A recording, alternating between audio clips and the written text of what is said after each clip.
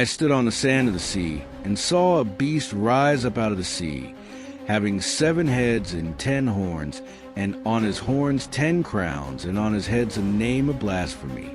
And the beast which I saw was like to a leopard, and his feet were as the feet of a bear, and his mouth as the mouth of a lion. And the dragon gave him his power, and his seat and great authority. And I saw one of his heads as it were wounded to death, and his deadly wound was healed, and all the world wondered at the beast. Revelation 13 verses 1 to 3. This particular passage from chapter 13 of Revelation, the book of the Revelation, speaks to us of a magnificent vision that the Apostle John had when he was physically confined on the island called Patmos. Through this vision, it was revealed to him, and also to us, about a beast whose main characteristic was having 7 heads and 10 horns, elements that actually represented a specific empire. In this case, the Roman Empire, which dominated almost the entire earth, including the nation of Israel at that time.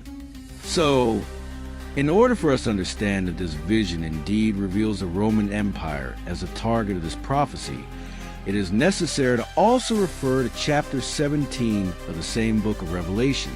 This is because in this chapter, we find a clearer explanation of our subject.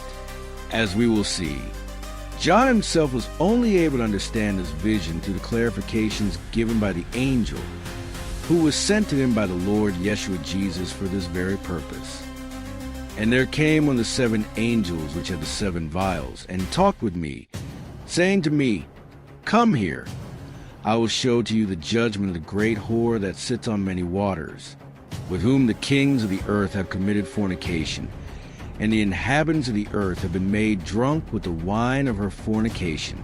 So he carried me away in the spirit into the wilderness, and I saw a woman sit on a scarlet-colored beast, full of names of blasphemy, having 7 heads and 10 horns. Revelation 17 verses 1 to 3. In these 2 passages, verse 3 of chapter 17 and verse 1 of chapter 13 of Revelation, we can notice that the same thing is mentioned regarding a beast with 7 heads and 10 horns, thus identifying that it refers to the same entity, which, as we've already stated in this case, is the Roman Empire. And now, what we will present next are 2 clarifications that will indeed prove to us that this beast is the Roman Empire.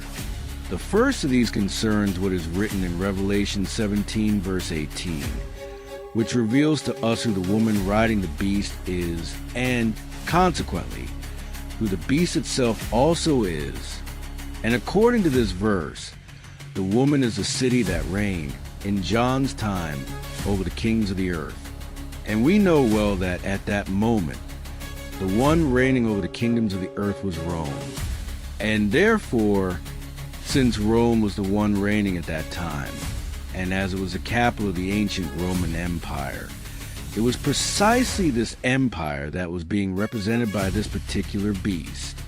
The second of these clarifications concerns the meaning of the 7 heads and 10 horns, which is also essential for us to understand the full significance, both of the proof that the Roman Empire represents this beast and of certain events that actually confirm all of this.